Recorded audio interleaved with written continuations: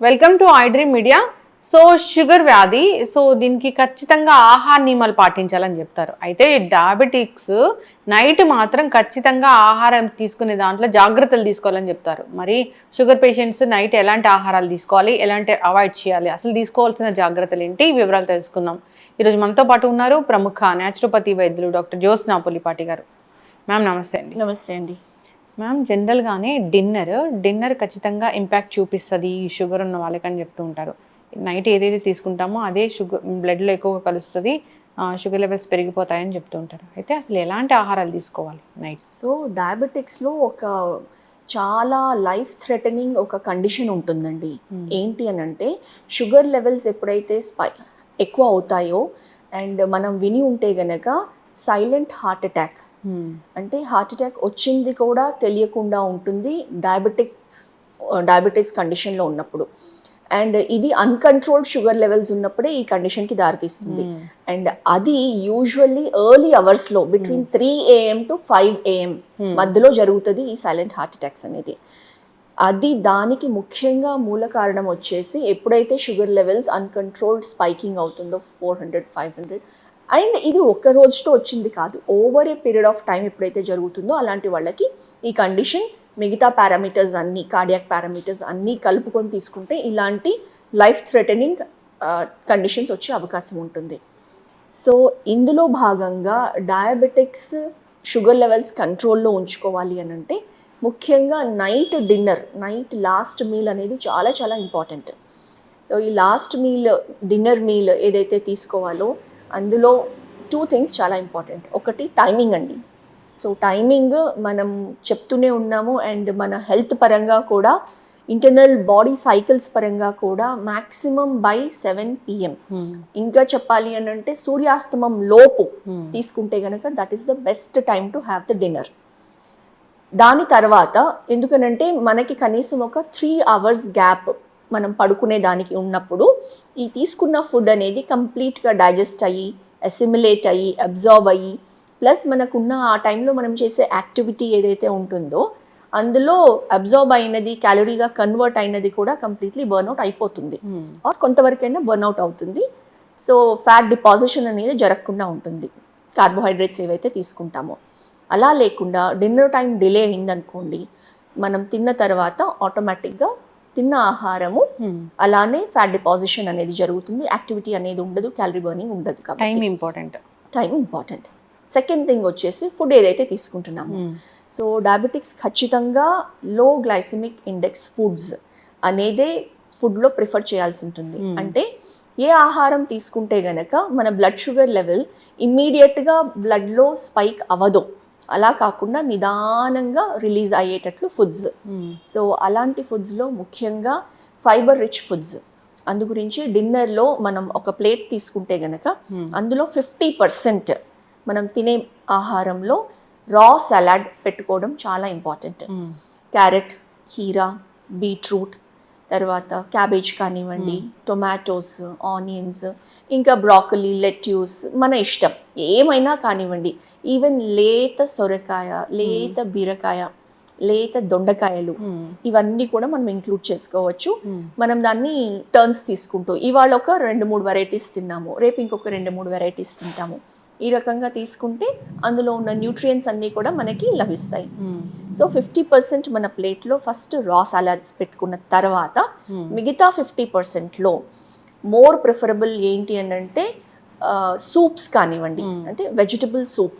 So mixed vegetable soup అవ్వచ్చు, లేకపోతే palak soup అవ్వచ్చు, లేకపోతే ఎల్లో పంప్కిన్ గుమ్మడికాయ సూప్ చాలా బాగా ఉంటుంది. థిక్ సూప్ మనం తీసుకుంటే కనుక బాగా ఫిల్లింగ్గా ఉంటుంది, మనకు అది హై క్యాలరీ కాకుండా న్యూట్రియంట్స్ లభిస్తాయి, లో గ్లైసెమిక్ ఇండెక్స్, వెజిటబుల్ బేస్డ్ కాబట్టి ఉంటుందన్నమాట. అది ఒక ఆప్షన్. రెండవ ఆప్షన్ వచ్చేసి మనకి మిల్లెట్ రవ్వ, జొన్న రవ్వ కానివ్వండి, సజ్జ రవ్వ కానివ్వండి. ఇప్పుడు చలికాలంలో సజ్జలు ఎక్కువ యూస్ చేస్తే చాలా మంచిదన్నమాట. బాజ్రా సో సజ్జ రవ్వ కానివ్వండి, జొన్న రవ్వ కానివ్వండి, మిక్స్డ్ మిల్లెట్ రవ్వ కానివ్వండి, ఉప్మా లాగా చేసుకొని, ఒకవేళ సాలెడ్ సెపరేట్గా కాకుండా అలాంటి ఉప్మాస్ తీసుకుంటే గనక ఈ కూరగాయలన్నీ అందులో వేసేసి ఆయిల్ లేకుండా ఉడకపెట్టేసి జస్ట్ బాయిల్డ్ ఉప్మా లాగా మనం తీసుకుంటే ఇంకా అది కూడా మంచి ఆప్షన్ అన్నమాట. లేదు మనము జొన్న రొట్టె, ఈ మిల్లెట్స్తో తయారు చేసిన జొన్న రొట్టెలు లేదా సజ్జ రొట్టెలు లేకపోతే రాగి రొట్టెలు, ఇలా మనం డిఫరెంట్ ఒక్కొక్క రోజు ఒక్కొక్క వెరైటీ తీసుకోవచ్చు. లేకపోతే ఒకటే ఏది మనకి అందుబాటులో ఉంటుంది అలాంటిది మిల్లెట్ బేస్ తీసుకుంటే కనుక మిల్లెట్స్లో గ్లైసెమిక్ ఇండెక్స్ అనేది చాలా లో ఉంటుంది. సో షుగర్ లెవెల్స్ అనేది పెరగకుండా ఉంటుంది. ఖచ్చితంగా ఈ డయాబెటీస్ ఉన్న వాళ్ళు మిల్లెట్స్ తీసుకోవాలి అని చెప్తూ ఉంటారు. డయాబెటిక్స్కి అది మంచి ఫుడ్ అని కూడా చాలా మంచి ఫుడ్. ఇందులోనే భాగంగా కావాలి అంటే వేరే మిల్లెట్స్ అన్నం లాగా లైక్ కొర్రలన్నము, లేకపోతే అండు కొర్రల అన్నము, లేకపోతే లిటిల్ మిల్లెట్, సామలు, అరికలు, ఇవన్నీ కూడా మనం ఇంక్లూడ్ చేసుకోవచ్చు. ఒక వన్ వీక్ వన్ వెరైటీ కింద మనం తీసుకుంటూ వెళ్ళొచ్చు అనమాట. సో దీంతో చాలా బాగా షుగర్ లెవెల్స్ అనేది కంట్రోల్ అవుతాయి. సో ఎర్లీ డిన్నర్ చేసిన తర్వాత ఒక 2 hours గ్యాప్ ఇచ్చిన తర్వాత ఒక ½ an hour వాకింగ్కి కూడా వెళ్ళామనుకోండి, సో ఇంకా చాలా బాగా ఉంటుంది. క్యాలరీస్ బర్న్ అవుతాయి, రిఫ్రెషింగ్గా ఉంటుంది. అండ్ దెన్ అది అయిన తర్వాత ఒక 1 hour తర్వాత బాడీ కొంచెం ఫిజికల్ ఎక్సర్సైజ్ ఉంటుంది, బ్లడ్ సర్క్యులేషన్ బాగా ఇంప్రూవ్ అవుతుంది, కొంచెం అలసట వస్తుంది, సో నిద్ర కూడా బాగా పడుతుంది. సో ఈ ప్రాక్టీస్ చేస్తే గనక ఎస్పెషల్లీ డయాబెటిక్స్కి బెస్ట్ ప్రాక్టీసెస్ అని చెప్పచ్చండి. నిద్ర అనేది ఎన్ని గంటల నిద్ర ఖచ్చితంగా అవసరం? అంటే నార్మల్గా మనకి 8 hours ఆఫ్ స్లీప్ అని చెప్తూ ఉంటారు మనకైతే, వాళ్ళకి ఎన్ని అవర్స్ ఆఫ్ స్లీప్ అనేది ఖచ్చితంగా అవసరం? నిద్ర కూడా అండి ఖచ్చితంగా 8 hours అని స్లీప్ చెప్తాము. కాకపోతే ఎవరికైనా కానివ్వండి, ఇప్పుడు మన ప్రైమ్ మినిస్టర్ నరేంద్ర మోదీ గారు ఉన్నారు, just 4 hours of sleep and అంత క్వాలిటీ అవుట్పుట్, మిగతా 20 hours కూడా ఎంతో ఎఫెక్టివ్గా ఎంతో ఎఫిషియెంట్గా వర్క్ చేస్తారు. సో నిద్ర అనేది మనము anything between 4 hours to 8 hours, కొంతమందికి ఇంకా ఎక్కువ కూడా అవసరం కావచ్చు. కాబట్టి మన క్రైటీరియా ఏంటి అని అంటే, పొద్దున్న లేచిన తర్వాత నాకు ఇంకా కొంచెం సేపు పడుకోవాలని ఉంది అన్న పాయింట్ లేకుండా మనంతటి మనమే మెలకువ రావాలి, లేచిన వెంటనే ఫ్రెష్గా ఫీల్ అవ్వాలి, వెంటనే వర్క్లోకి వెళ్ళాలనిపించాలి. ఆ కండిషన్ ఉండి 4 hours పడుకున్నా కానీ ఓకే, 6 hours పడుకున్నా ఓకే, 8 hours పడుకున్నా okay. And through out the day మనం చేసే యాక్టివిటీని బట్టి కూడా నిద్ర అవసరం పడుతుంది. ఫర్ ఎగ్జాంపుల్ ఆ రోజు మనం బాగా ఫిజికల్గా యాక్టివ్గా ఉన్నాం అనుకోండి, లేకపోతే ఎక్కడైనా ట్రెక్కింగ్కి వెళ్ళాము, ఎక్కువ దూరం నడవాల్సి వచ్చింది, అలాంటి వాళ్ళకి మేబీ ఆ రోజు ఇంకొక 1-2 hours ఎక్స్ట్రా అవసరం ఉండొచ్చు. ఎవరైతే జస్ట్ నార్మల్ సిట్టింగ్ సెడెంటరీ వర్క్లో ఉన్నారు, లేకపోతే సిస్టమ్ ముందు ఎక్కువ సాఫ్ట్వేర్ ప్రొఫెషనల్స్ వర్క్ చేస్తారు, అలాంటి వాళ్ళకి ఐ స్ట్రెయిన్ ఎక్కువ ఉంటుంది. సో వాళ్ళు కూడా ఎవరి బాడీని వాళ్ళు అబ్జర్వ్ చేసుకుంటూ, నాకు ఈ టైం పడుకొని ఈ టైంకి లేస్తే నాకు సరిపోతుంది, లేదా ఇది సరిపోవడం లేదు, మేబీ నాకు ఇంకొంచెం ఎక్కువ కావాలి అని ఒకటి అది మనకి మనమే అబ్జర్వ్ చేసుకొని anything between 4 to 8 hours ideal sleep. Sadhguru గారు కూడా ఇలాంటి వాళ్ళు డయట్ ని బట్టి కూడా నిద్ర డీప్ స్లీప్ అనేది ఖచ్చితంగా డీప్ స్లీప్ ఫ్యూ అవర్స్ చేసినా కానివ్వండి సరిపోతుంది. అండ్ చాలా యాక్టివ్ గా డే అంతా ఉందనుకోండి, ఈవెన్ ఒక 15 minutes power nap in the afternoon తీసుకున్నా కానివ్వండి, బాడీ రిఫ్రెష్ అండ్ రీఛార్జ్ అవుతుంది. ఓకే, అయితే మిల్క్ తీసుకోవచ్చా వీళ్ళు నైట్? తీసుకోవచ్చా అని అంటే అవసరమైతే లేదండి మిల్క్. బికాజ్ మిల్క్ ఎవరికైతే నిద్ర లేమి సమస్య, ఇన్సామ్నియాతో బాధపడే వాళ్ళు definitely warm milk with turmeric, పసుపు వేసుకొని తీసుకుంటే అది కొంచెం మెలటోనిన్ ప్రొడ్యూస్ చేస్తుంది, స్లీప్ ఇండ్యూసింగ్ హార్మోన్, కాబట్టి అలా తీసుకోవచ్చు అనమాట.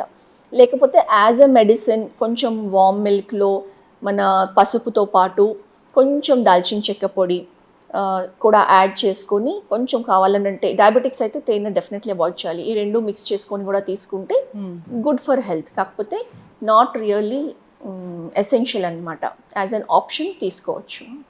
ఖచ్చితంగా అన్ని చాలా చక్కగా చెప్పారు.